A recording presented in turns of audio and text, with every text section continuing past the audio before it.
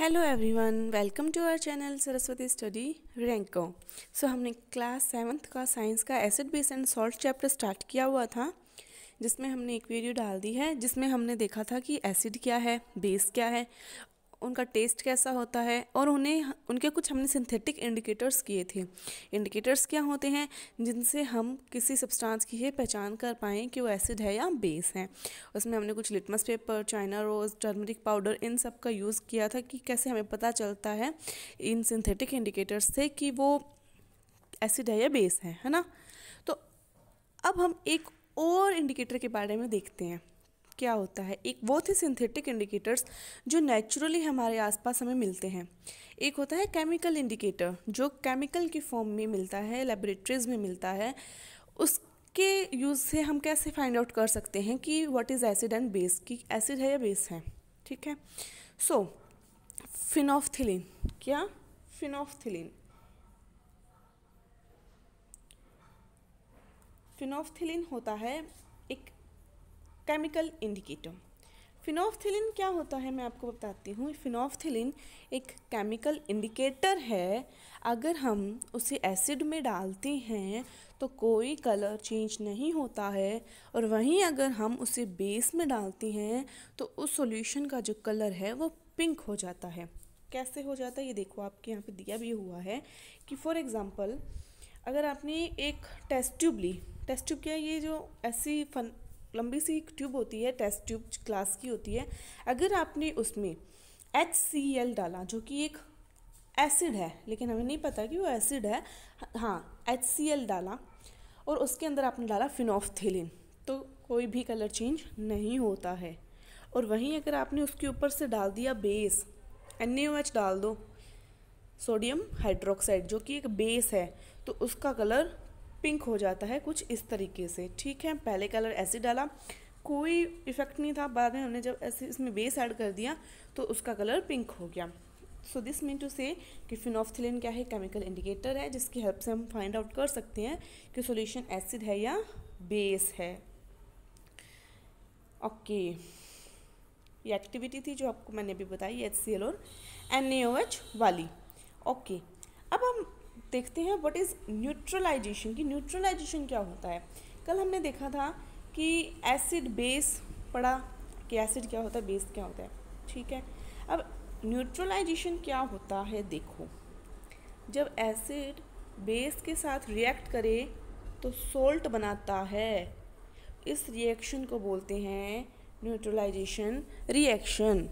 Neutralisation reaction, इसमें देखो आपको लिखा हुआ है when acidic solution is mixed with basic solution both the solution neutralize the effect of each other, कि एक दूसरे का जो इफेक्ट है वो ज़्यादा एसिडिक नहीं रहता, ज़्यादा बेसिक नहीं रहता, उनको न्यूट्रल कर देता है।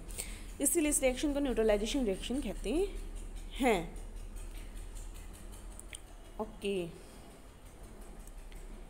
दी evolve heat rises the temperature of reaction.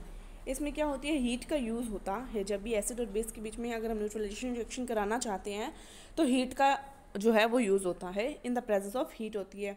ये आपकी डेफिनेशन है न्यूट्रलाइजेशन रिएक्शन की। अब इसमें एक एग्जाम्पल दिया हुआ है, देखो इन्होंने एक एग्जाम्पल लिया HCl जो कि एसिड है, हाइड्रोक्लोराइड बोलते हैं जिसको हम हाइड्रोक्लोरिक एसिड बोलते हैं, और एक हमने लिया NaOH जिसे हम सोडियम हाइड्रोक्साइड बोलते हैं। ये एक एसिड है और एक ये बेस है। जब हम इसकी रिएक्शन कराते हैं तो NaCl बन जाता है और पानी बाहर निकल जाता है in the presence of heat. ये सिंबल होता है, हीट के लिए यूज़ करते हैं हम इसे ज़्यादातर। ठीक है, तो इसमें यही बताया हुआ है। NaCl क्या है, हमारा सॉल्ट, NaCl हमारा सॉल्ट बन गया। तो न्यूट्रलाइजेशन रिएक्शन पता चल गई क्या होती है। न्यूट्रलाइजेशन रिएक्शन वो होती है जब एसिड और बेस रिएक्ट करे in the presence of heat और सॉल्ट प्रोड्यूस करे और वाटर को बाहर निकाल दे। ये एक दूसरे को बैलेंस करने के लिए यूज़ होती है कि ज़्यादा इफेक्ट एसिड ना रहे और ज़्यादा बेस का भी हमारे बॉडी में इफेक्ट ना रहे। अब देखो कुछ एग्जांपल है, हमारी बॉडी में भी HCl प्रेजेंट होता है स्टमक के अंदर जो डाइजेशन में हेल्प करता है, लेकिन कभी कभी जब डाइजेशन प्रॉपरली नहीं हो पाता है तो वो हमारी बॉडी के ऊपर इफेक्ट डालने लगता है, जिसकी वजह से हमें एसिडिटी की प्रॉब्लम होती है। उस एसिडिटी को इस एसिडिटी को कम करने के लिए हम यूज़ करते हैं एक एंटासिड। क्या यूज़ करते हैं हम? एंटासिड, जो हमारे पेट में एसिड है उसका इफ़ेक्ट को कम कर देती है। एंटासिड यूज़ करते हैं हम, जैसे कि मिल्क ऑफ मैग्नीशिया है जो हाइड्रोक्साइड कंटेन करती है। हाइड्रोक्साइड क्या है? एक बेस है, तो वो उस एसिड को न्यूट्रल कर देती है, उसके इफ़ेक्ट को कम कर देती है। अब एक किस्म दिया हुआ है आपके एंट बाइट। एंट बाइट जब हमें चींटी काटती है ना तो देखना स्वेलिंग हो जाती है उस जगह पे, तो वो अपना फॉर्मिक एसिड, एंट के अंदर क्या होता है? फॉर्मिक एसिड होता है जब वो हमें इंजेक्ट करती हैं, तो उसको इफ़ेक्ट को कम करने के लिए हम उसके ऊपर न्यूट्रलाइज करने के लिए हम कुछ बेकिंग सोडा रब करते हैं। देखना कभी हमें कहते हैं कि अगर हमें कभी मधुमक्खी काट जाए, चींटी काट जाए, तो कहते हैं, ज़्यादातर कहते हैं कि टूथपेस्ट लगा लो। टूथपेस्ट में क्या होता है? बेस होता है, ताकि उसका जो एसिडिक इफ़ेक्ट है वो कम हो जाए। या फिर हम कहते हैं कि जिंक कार्बोनेट को रगड़ लो, मतलब लोहे की कोई चीज़ को वहाँ पे रब कर लो, उससे भी जो इफ़ेक्ट है वो कम होता है।